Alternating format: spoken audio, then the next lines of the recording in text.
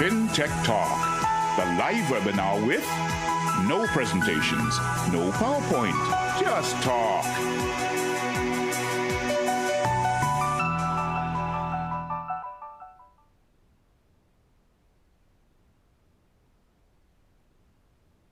Hello and welcome to FinTech Talk. I'm your host, Charles Orton-Jones.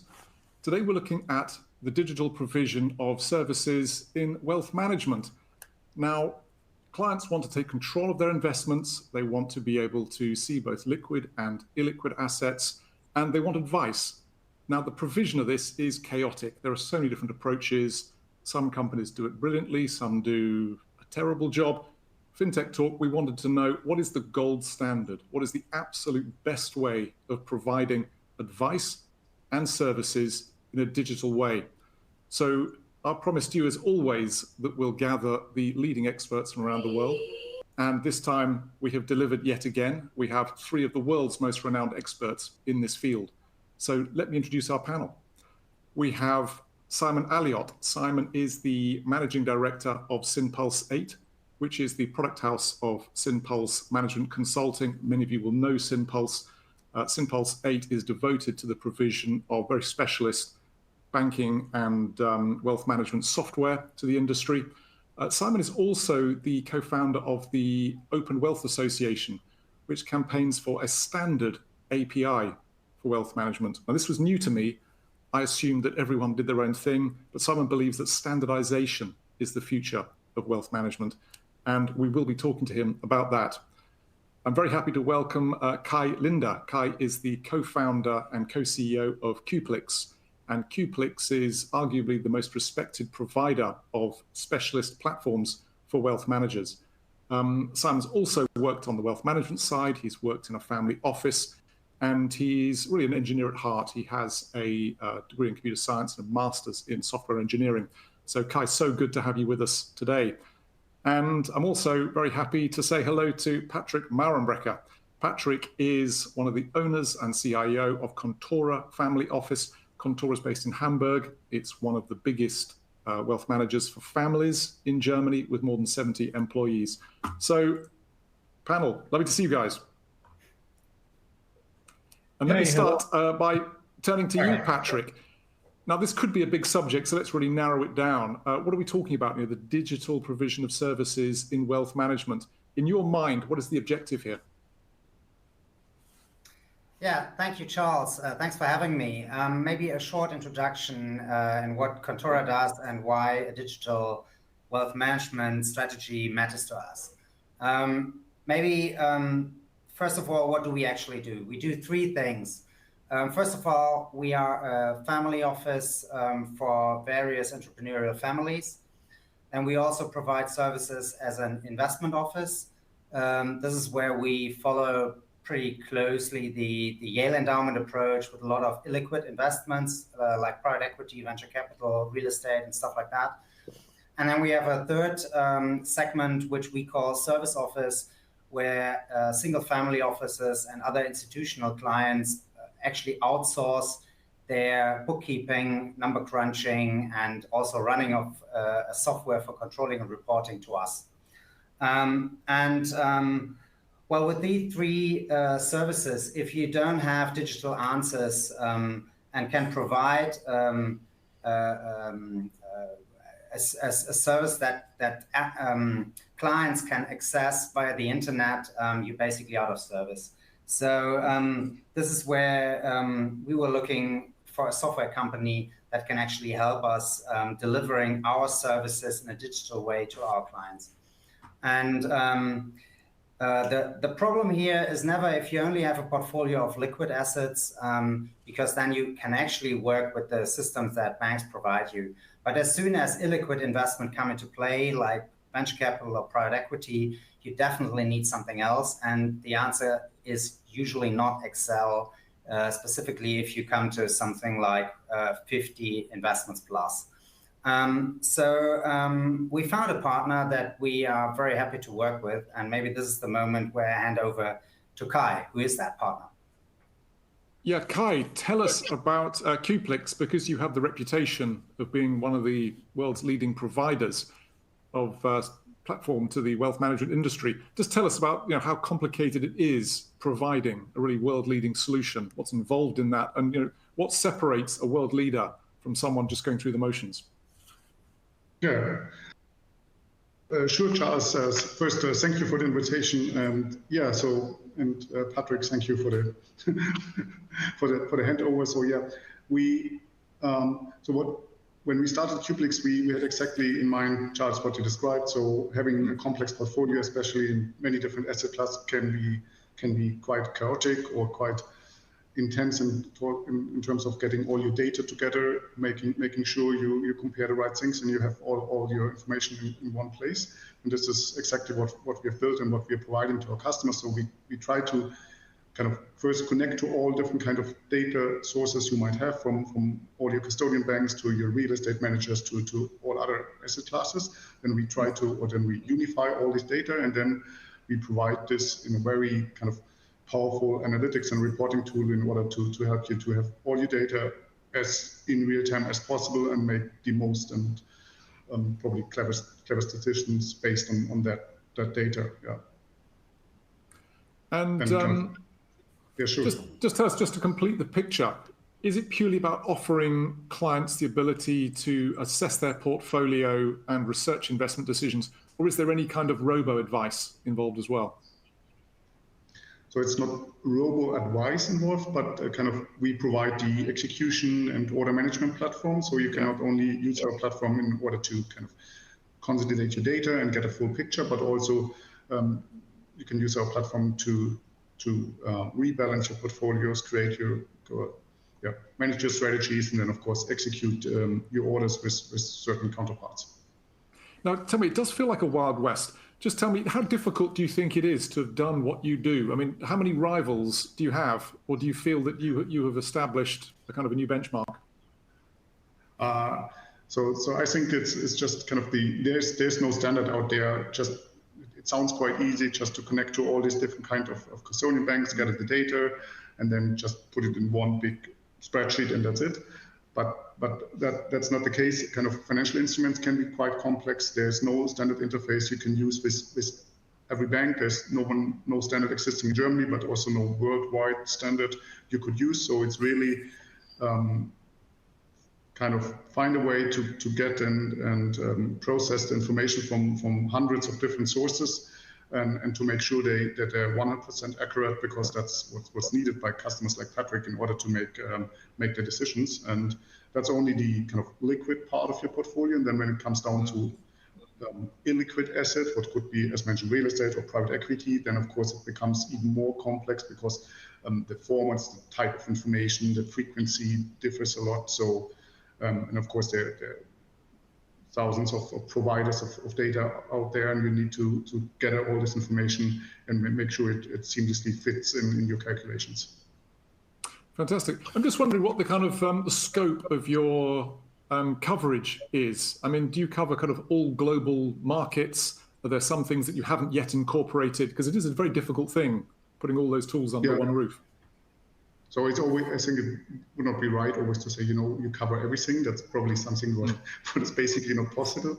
But yeah, from day one, our customers were kind of looking on all different kind of markets. So they were allocating their assets globally. So also kind of the data we had to deal with and the data sources we had to incorporate were global. So yeah, I would say we cover the most. We cover globally the most interesting sources, and yeah. Fantastic. Perhaps this moment I could bring in Simon, because we've talked about how chaotic it is building a system like this, but maybe there is a solution, and maybe that solution is standardization. So Simon, could you just, just tell us something about your work with Simpulse 8, but also tell us about your work trying to create this standard API, and how far along that is. I have no information. So, is that something we're on the brink of? Simon, what do you think? Yeah, happy to do so. Yes, Simpulse 8, Simpulse is a global management consulting company.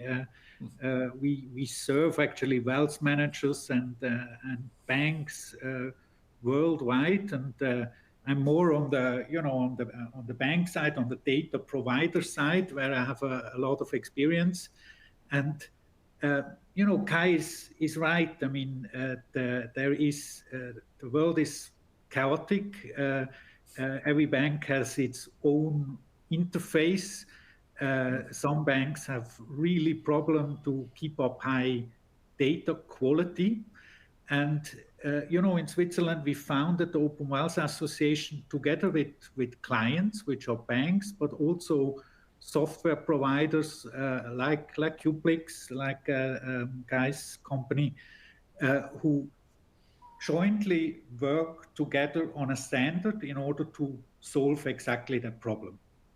Because connectivity, end of the day, neither for a bank nor for a wealth tech, as I like to call these companies, is something which they can differentiate in the long run. So connectivity, high data quality exchange over state-of-the-art interfaces via the internet without complicated technology, which is back-end to back-end connectivity, is getting a commodity.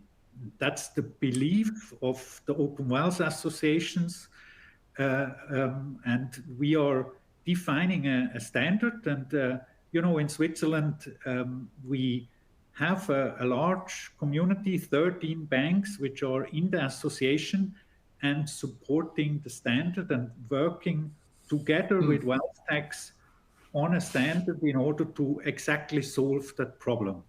And, Kai is right. I mean, we are just at the beginning. We started in Switzerland. The first banks are live with the Open Wealth APIs and do their gathering their experience. But the adaptation of the APIs in Switzerland, but also we see a lot of demand, and we have a lot of talks in Asia, is increasing. And my belief is actually that the standard will really be used worldwide, and this is also solving a lot of the complexity behind delivering digital solution for wealth managers. Of course, I mean, Kai mentioned it doesn't solve all the problems. There are always special products which might need special treatments, but if you can cover 80-90% with the standard, you bring a lot of efficiency into actually the wealth management ecosystem. Everybody is profiting from it. The banks have less effort. They can highly automate it. They can reduce their cost, but also wealth tax end of the day.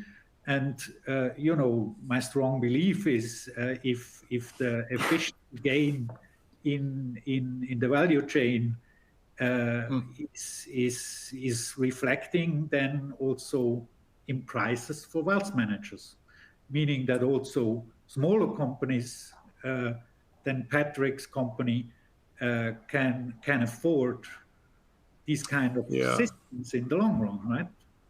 So this is democratization. This means that everyone can participate, everyone can provide better services, and even the bigger companies save up a load of money because there's one standard way of doing things. Now tell me, what level of support have you got, though? You say you've got 13 members in Switzerland. Well, there are a lot of banks in Switzerland. We have 13 banks which are member in Switzerland, about 50 wealth techs and other service providers, so about 60 members in total. Good momentum. If someone's watching this and thinking, well, we're not members, what do they do? They can approach me on LinkedIn or go to openwealth.ch and find the email address to contact us. Okay, fantastic. And is this going to happen? Are you optimistic that it's an easy push, that once you've pitched this, people say, yes, we're on board with this? Or is there anyone who goes, no, we don't like the standardization, it's an affront to innovation, blah, blah, blah? What feedback do you get? This is going to happen definitely, yeah.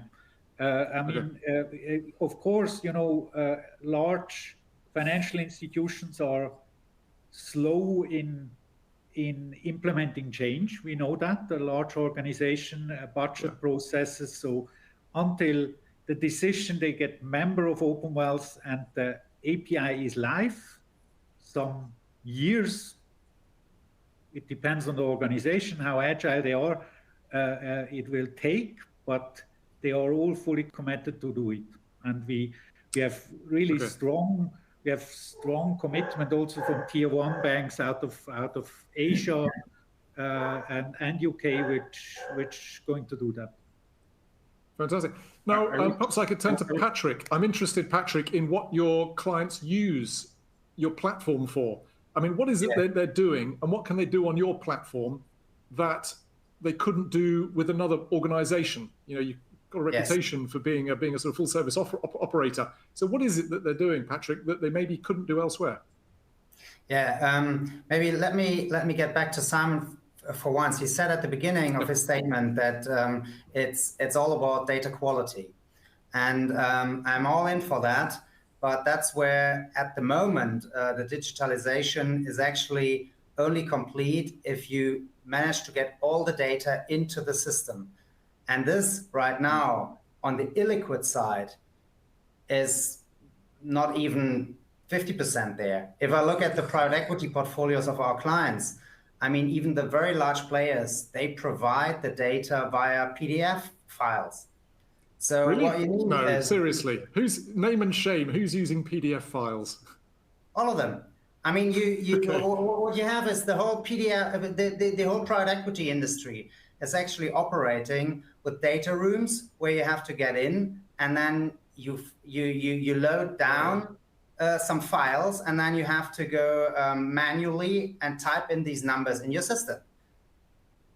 I mean, I assume and I hope that in 10 years' time, this will be a digital process. But the problem you have now is that it's not that way. So if you want to have all your wealth in one place, you need somebody who actually knows how to book, for example, all these capital calls, all the redemption, all the intricacies that the venture capital and private equity ecosystem provides. And I mean, if you look at your tax guys, I mean, they definitely don't like to book all this stuff because it doesn't happen too often to them. So at the end of the year, they book a lot of stuff, but private equity is a small part of that. And you ask about my team, this is where we are absolute experts. So I mean, if you want to have a digital strategy, you also need to look into how do all your data get into your system. So if you talk about real estate and all these other alternative investments, it probably will include that somebody who actually understands these investments knows how to book them. And that's where a service like Contora is very helpful, because you actually have the people who actually know how to book it, you have the software and you know how to handle it, and you have the investment guys who actually can also see where some of the stuff that the asset managers provide you might be wrong. For example, when you get one of these capital calls or something from a private equity firm, it's very often that these have some mistakes. So usually you book it like that, and then you only find out the mistake at the end of the year with your tax lawyer. But when you do it with a firm like ours, you see it straight away, because our guys reach out to the asset managers and say, are you sure this is right? So you have this kind of a double check system where you can actually do your work based on correct numbers. I mean, the PDF that the data is transmitted by PDF, that's not only in the illiquid space effect. I mean, in Europe, there are most of the banks, they have some kind of interface, electronic interface, but in Asia, most of the data is transferred with PDFs, and there are companies specialized in just digitizing PDFs and distribute the data. Pains me to hear it. Such a primitive, desperately poor way of doing anything. So perhaps we could turn to Kai again, because he is the expert here. So yeah, I mean, PDFs, converting PDFs. Give us a feel for the challenges. Kai, in the work that you do, what do you feel is the most challenging thing that you have overcome? Where's the really unpleasant area? So you can warn others. So if people are watching this and think, yeah, I work for a wealth manager and we're absolute garbage in this particular area, maybe you can reassure them and say, no, it's actually incredibly difficult to do. So what is the most difficult thing that you've had to overcome? I mean, I think what was already mentioned is kind of this data gathering, so getting the information. So that's of course one thing, and it's also something where kind of solutions like open wealth are super helpful because they just make this connection thing much easier. And the other thing, what is probably similar complex, is kind of understanding all these different kind of transaction. And when we just look at liquid assets, there are kind of many different kind of corporate actions, many different kind of things that can happen in a portfolio, but that's simple compared to kind of the illiquid asset world where kind of nearly everything can happen, and you can have complete different structures. And what we try to provide, and what is quite, I think what is challenging, is just to support all these different kind of asset classes in depth. So really understand what kind of transactions, as Patrick mentioned, can happen in a private equity fund, what kind of transaction can happen with your real estate, what kind of transactions can happen when you have a direct investment into a company, and understanding this, and at the other hand, but standardizing it in a way that you can still compare between the asset classes. Because what we, in a kind of company like Patrick's, what we typically see is you have experts in these certain asset classes, so they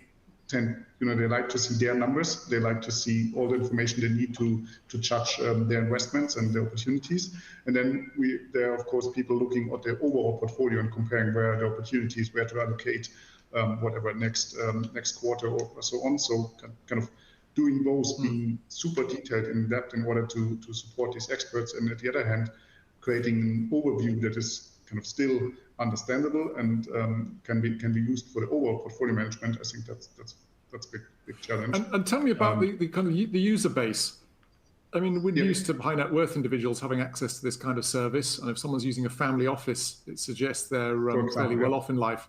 But in the theme of democratization, to what degree are we going to start to see, I don't know, retail banks offering this kind of really high-end service? I mean, maybe the user base doesn't want it, maybe they can't handle it, maybe it's too much for them. In your view, who is the market audience for this? I mean, I think at the end, what especially kind of our platform, and together with partners like Patrick, are offering this kind of transparency on your financial situation, on your financial wealth, and of course also when your portfolio moves up or down, what are the reasons for that, what to do better, what has been great, and stuff like that. And I think that's basically something kind of a lot of people would be interested in, I think. And when this technology becomes more and more available, and also kind of getting the data and getting easier, and of course at the end also cheaper, I think that's something where a broad audience would be interested, just to have this clearance and transparency about their situation. Yeah. Can I ask you about the ease of implementation? I mean, as we know, banking, digital transformation is notoriously expensive, takes forever, and everyone has a panic attack when they think about it. So a lot of people watching this may think, our digital systems aren't great. In fact, they're pretty old and cobbled together with spaghetti systems. But installing a new interface sounds like a total nightmare. What can you tell people who are thinking, maybe we could install a new platform, maybe we could go with Qplix, maybe we go with someone else? How do you sell it to people? It's the honest version. I think the honest version is, I mean, if your portfolio is complex, of course, it's something you need to talk about. But at the end, especially these digital interfacing, making it much easier, because before that you had to kind of probably go to your whatever storage room and fetch out all the old documents or all these old Excel spreadsheets and somehow incorporate them in a new system. And now we can just set up a connection to your custodian banks and receive all the historical data, because we have experience doing that goes super fast. And then you have kind of not only your current portfolio, but hopefully also all your historical trades in one system, and you can start working with this, and then add kind of illiquid assets from time to time, and of course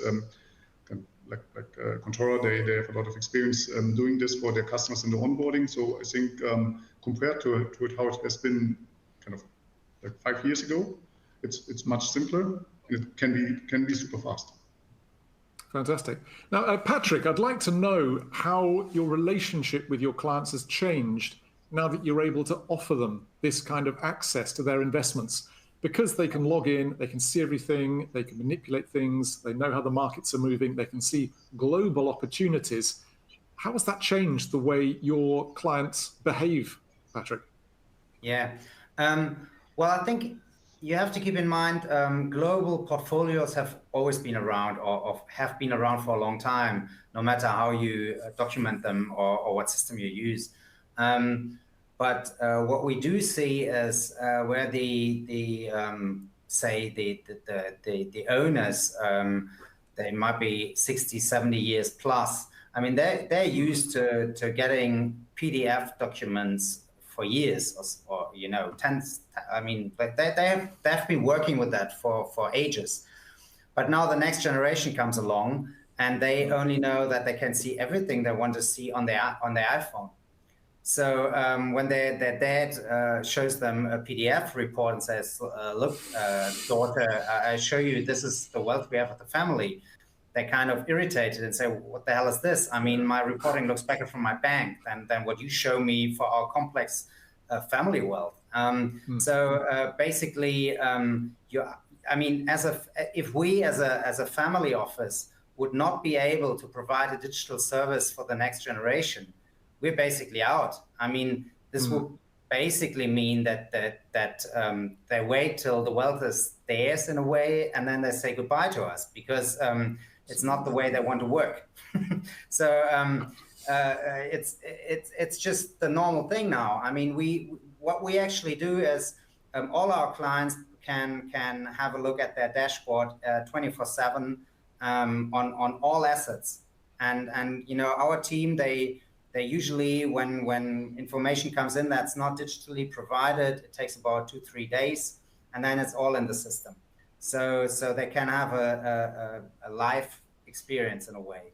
And then still quarterly, they will get a big book with the numbers that are also then relevant for the tax lawyers, etc. But maybe one thing as a remark to what Kai said, I don't know a single person that actually likes IT migration. I mean, I'm sorry, Kai, but it's not something people enjoy, and I think it's not the seamless thing, and especially not with complex wealth. It's complicated, it's hairy details, and onboarding is a pain in the ass. I mean, that's what it is. But still, we've done it many, many times, and so it's actually quite a smooth process now. And maybe, Charles, you said something about the democratization of wealth management. There don't seem to be a straight line between the bigger the wealth, the better the IT solution for it. I mean, we have done a migration where a guy with an assistant has done his investing career for 30, 40 years, and it all happened in an Excel sheet. And I mean, what is in that Excel sheet? It's historical figures of how much they paid for a house or a company or whatever. And it has nothing to do with reality. There's no NAV logic in those systems. So, and then again, you meet somebody who has, I mean, this might be a billionaire actually.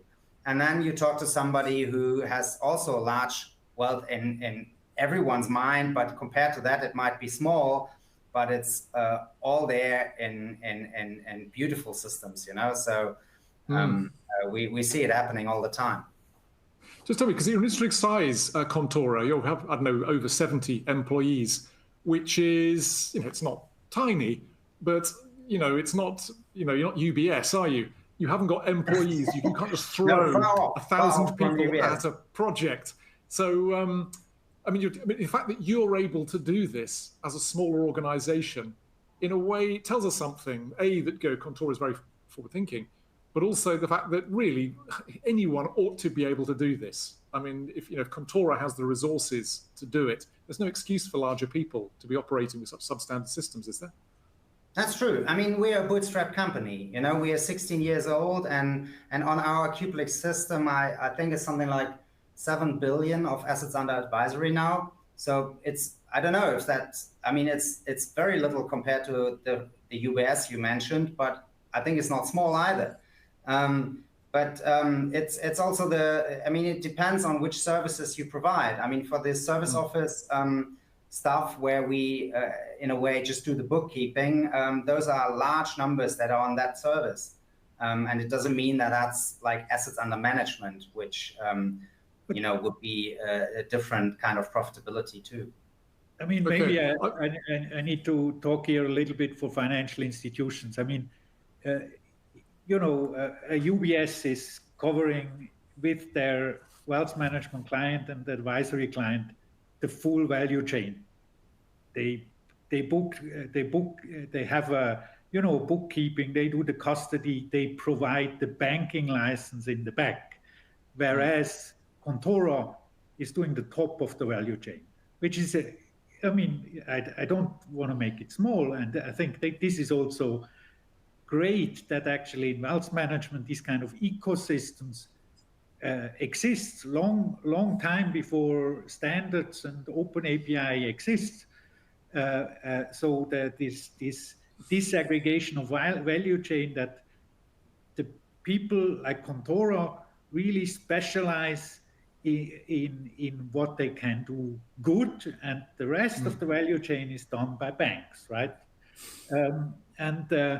I think, when it comes to democratization of wealth, here we are talking, if it is the billionaire or the millionaire, we are talking about wealthy people, right? But for me, democratization, and this is also what we see with our banking clients, which we serve, is that they want to offer similar services, of course, not with the full whistles and bells, to affluent clients. So if you have your 200,000 portfolio, that you get a kind of a similar experience than a wealthy client, and that's democratization of wealth. And the cheaper actually connectivity and the processing gets, the more such solutions are possible, because you don't have the same margins, of course, as well with affluent clients. Can I ask you guys about the influence of certain consumer apps? I mean, Patrick, you talked about the fact that younger family members are just not going to be regarding PDFs as acceptable. But I'm just wondering whether you guys get any inspiration from some of the more consumer apps. I mean, Monzo in the UK was revolutionary really because of its just ease of use. I mean, Steve Jobs would have loved the initial app when it came out, because a chimpanzee could use it. It was so easy to use. So, perhaps I could just ask you, whether there are any, consumer grade apps out there that you think are distracting maybe wealthier people just because they're so easy to use and setting a standard. Simon, is there anything that springs to mind for you? Do you want to hear examples? Or I think, here are many banks, but also wealth techs and wealth techs which really have a direct to customer offering, not like Qplex, who is actually servicing wealth managers. So the user of the software is another company than the service provider. Here, I think there is a lot of movement of fintechs who are going actually in this affluent space and bringing really quite a lot of good services to affluent clients. I mean, I know a few examples in Switzerland, like Alpien. There is Fontobel, for instance, with an own offering. Many of the big wealth management brands in Switzerland are going into that direction. Even also external asset managers, which are not holding a banking license, are providing, this kind of, you mentioned before, this kind of robo-advisory, but it goes further. It's some kind of a hybrid advice with robo-advice components, but still you are able to chat with an advisor or do a video call with an advisor. These kind of things are coming up, yeah. Okay, and Kai, perhaps I could ask you about the the aesthetics of Qplix.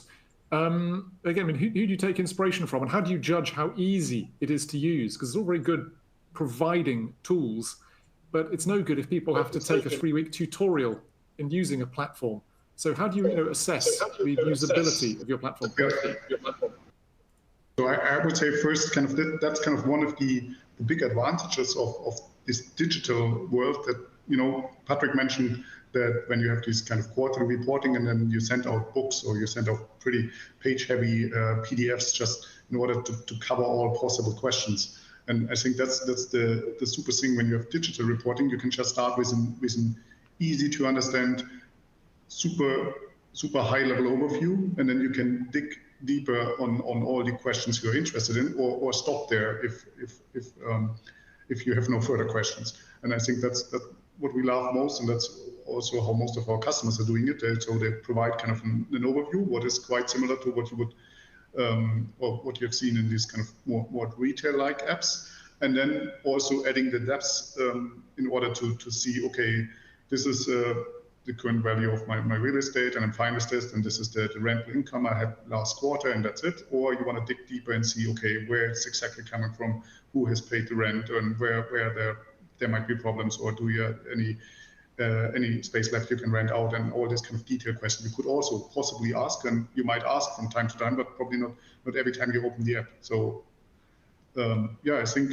what we try to offer is kind of the best of both worlds. We try to offer this kind of simple and super easy to use experience, but also the depths you might need from time to time in order to answer questions or dig deeper.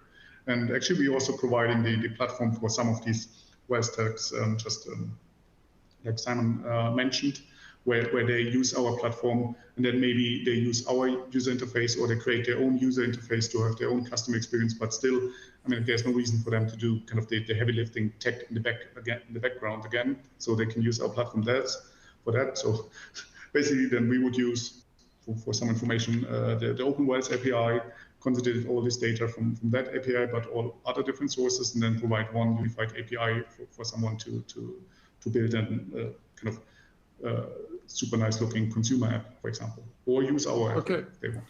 We actually have a question from the audience. Tobias Schultz asks, I wonder if we can just put this on screen. Patrick, if I could pass this to you, I'm not sure I totally understand it. How do you see it with more and more requests of the customers of data, like the fund look through data for investment funds? Yes. Thank you for that question, Tobias. I find that very important.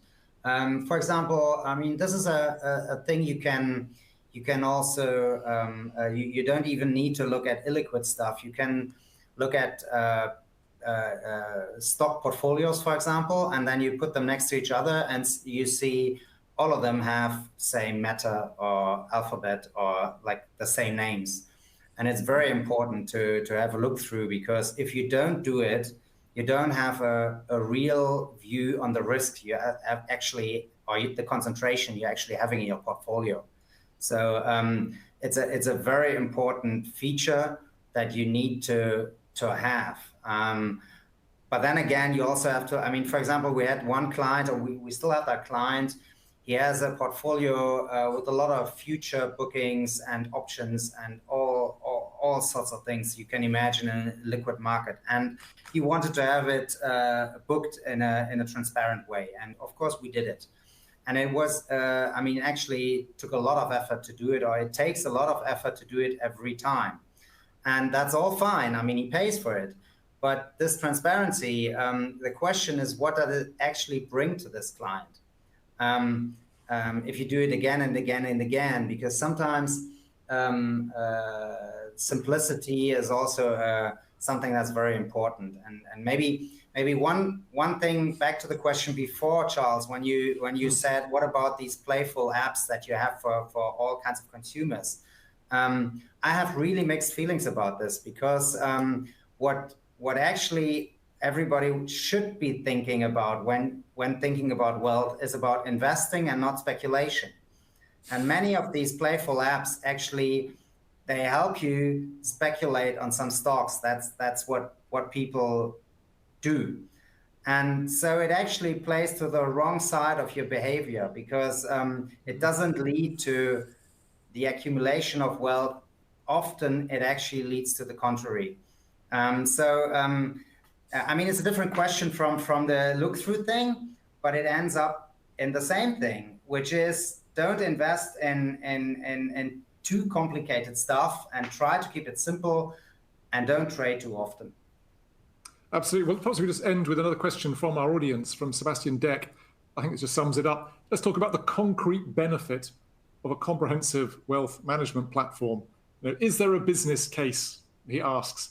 Patrick, what is the business case? What does it bring to your business? Well, when I talk about my business or the business of Contora, what you actually, I mean, this is not a high margin business if we just do the bookkeeping and running the Cuplex software. But what it actually does, it creates a lot of trust with your clients because this is something nobody actually wants to do. I mean, what is actually happening in single family offices and also many institutional settings is very high paid people. They have to look how to get data into their system. And then on top of this, what they do actually take decisions. So our business is to say, well, what about you think about the strategic decisions and let us do all your administrative stuff. So for us, this is a numbers game.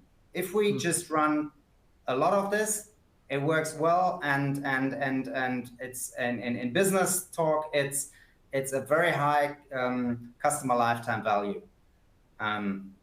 Because I mean, if you have this complicated wealth on your system, usually the clients never leave. Fantastic. And Kai, how do you pitch to people? Let's talk about the business case here. When people huff and puff, and as Patrick said, people are always reluctant to, introduce some radical new software platform. Kai, how do you put the business case to potential clients for Cuplex? I think two things. So first, I think I can totally agree to what Patrick said, and at that kind of then our case would be we tell Patrick, okay, use your highly skilled people to solve their hard problems and to work on the things that cannot be automated yet, and leave the rest to us, and we make sure it works smoothly. We connect to all these kind of different data providers, and of course it's much more efficient and of course cheaper to do this using a platform like ours than beside trying to do it by your own. Also because it's not only building it, but also of course maintaining it and developing it further. And I think the other thing, it's always important to have kind of a clear picture of your portfolios, of your risk, of all different factors in order to make smart decisions. So, and that's something where we can help with. And I think third thing is, of course, I mean, we try only to process each information once and then provide all the artifacts you need for your different tasks. So for your portfolio management, for your reporting, maybe also for your accounting, for some regulatory stuff also. So I think at the end we reduce complexity, and I think we make it also kind of at the end cheaper to offer the same service on a higher level of quality, because I think the level of detail you can get in terms of information from a platform like ours is differs to what you could achieve by just maybe using Excel sheets or something like that. Massively. And really, Simon, just to finish, so give us the pitch here, because Synpulse 8 deals with banks and wealth managers who'd love to upgrade, but are maybe limited in their ambition. How do you put the business case to them? End of the day, if you invest in integration capabilities and modern interfaces, that's what we do as Synpulse 8, and we also build on top for banks, applications to grow into the affluent space. But the investment in an integration stack is actually be ready for the future, because it saves you money in the long run.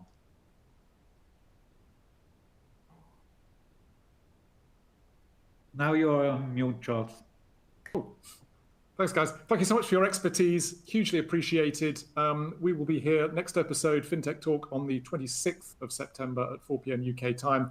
We're talking about assessing client suitability and sustainability as an engine for growth. But today, I've learned a huge amount. Simon, I loved your points about standardization. I'm just so impressed by the breadth and variety of your platform. And Patrick, always a pleasure to talk to you. It's lovely hearing about what Contora is doing, really setting a new standard in the way that clients are treated. So for myself and everyone here at FinTech Talk, goodbye. Thank you, Charles. Bye-bye. It was a pleasure. Thank you. Goodbye.